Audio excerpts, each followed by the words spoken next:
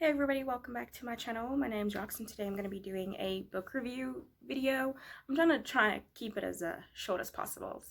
So the book I'm going to be talking about, as you've probably seen, is Be Not Far From Me by Mindy McGinnis, and it was published this year in March, I believe, and I just read it recently.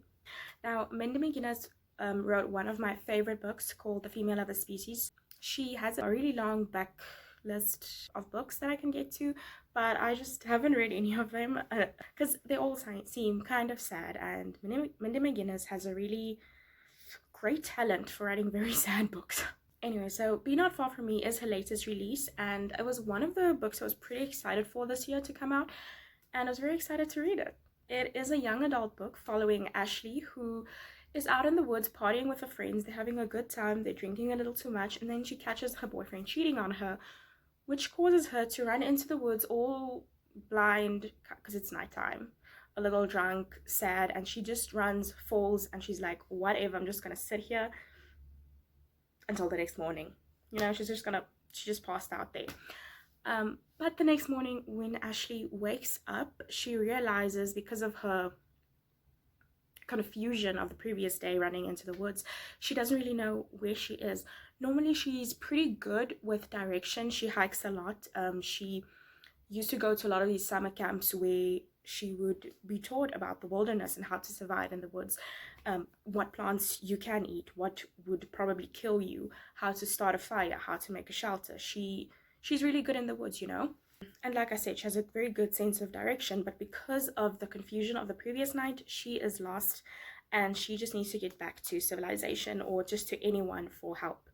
The tricky part also comes in with the fact that Ashley has injured herself when she fell down the previous night. She cut her foot, or she kind of like snapped her foot, broke her foot, and there's an infection like climbing up her leg, so she's gonna need help pretty soon. This book has been compared to Wild by Cheryl Strayed, which is one of my favorite books. It's kind of called like a little mashup between Wild and Hatchet, I think, but I never read Hatchet, so I can't really speak for that comparison.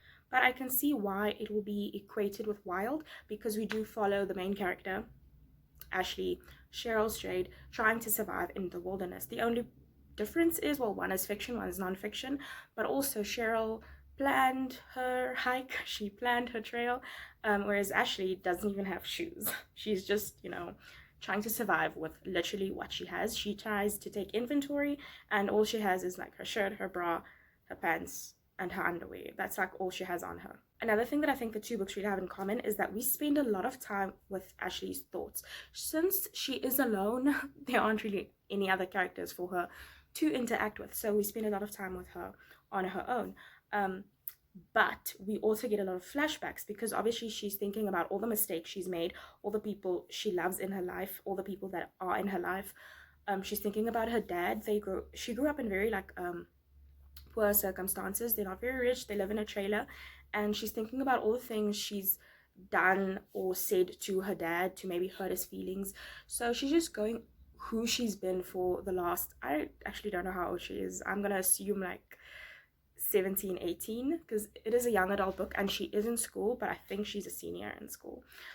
So she's just going over who she's been for the last 17/18 years. Because of this like intense time we spend with Ashley, we get to see a lot of character growth, and that's something I really enjoyed in this book. She goes from being this kind of I'm not like other girls girl and looking down at her friends who aren't good in the woods, you know, looking down to them, to realizing, you know, people are just different, that's the way they are. So we do get to see a lot of character growth. We also see Ashley going on this roller coaster of emotions, from accepting death and being like, this is where she's gonna die, she's never gonna see anyone else again, to realizing that she needs to get out of there. There's this really significant part of the book where she comes to the conclusion that she doesn't want to be the girl that dies in the woods because of Duke, her ex-boyfriend, who if you've seen my Goodreads review, you pretty much know my feelings about him. But now, something else that I really enjoyed about the book, which could be a reason why someone else might not like the book, is that it's pretty gruesome, pretty raw. Ashley is obviously trying to survive, so she needs to kill animals, and those scenes can get pretty dark and pretty gruesome as well. But we also experiences Ashley's thoughts while she's killing these animals, because she doesn't really want to, but she's starving and she needs to. Where it can also get a bit gruesome is when it comes to Ashley's leg or her foot that she injured, because it's like literally open.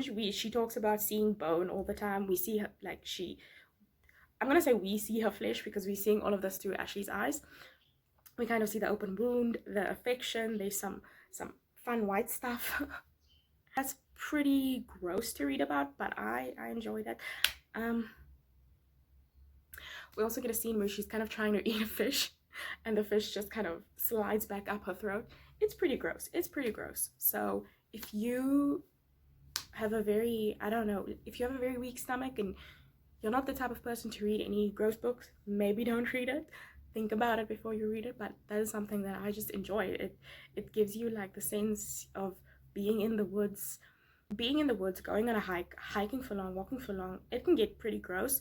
I've spent a lot of time in nature, I would say. I've spent a lot of time hiking, maybe not a lot. Okay, let's not say a lot. I've hiked before, and you know, your feet suffer.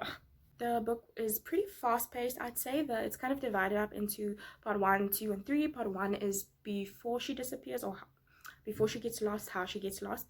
Part 2 is her being in the woods, and then part 2 is also divided into the different days. And then part 3 is the end, which I'm not going to spoil for you. This is a spoiler-free review, by the way. And you know, I've also just always enjoyed Mindy McGinnis's writing style. It's not usually I like very like poetic writing, but I wouldn't call this that. But there's a certain like sadness in her writing that I think about for so long. It affects me, but it kind of also makes me enjoy the story. When it comes to the end of the story, I thought it was very fitting. I think everything that happened kind of needed to happen, and it gave me everything that I wanted from the book. I did think the ending was a bit rushed, but it didn't really destroy my overall enjoyment of the story. And as usual, as Mindy McGinnis does, I'm going to be thinking about the story for a very long time, not only because of the nature, because I really do like nature. At times I can have a really complicated relationship with nature, and that's exactly what Ashley has in this book. Both love, hate, you know, fun stuffies, but also just the relationships that Ashley has with people, how those relationships have influenced and affected her life, but also how those relationships have influenced her in this specific situation of being lost in the woods. So overall, actually, I gave it 5 out of 5 stars because I really thought it was well done. But this is also bearing in mind that Mindy McGinnis, I think I can say she's one of my favorite authors because of the way she writes. So her writing is just perfect for me. But I also kind of went through this thing where I was like, I don't know if I'm ever going to read another Mindy McGinnis book after I finished Be Not Far From Me, because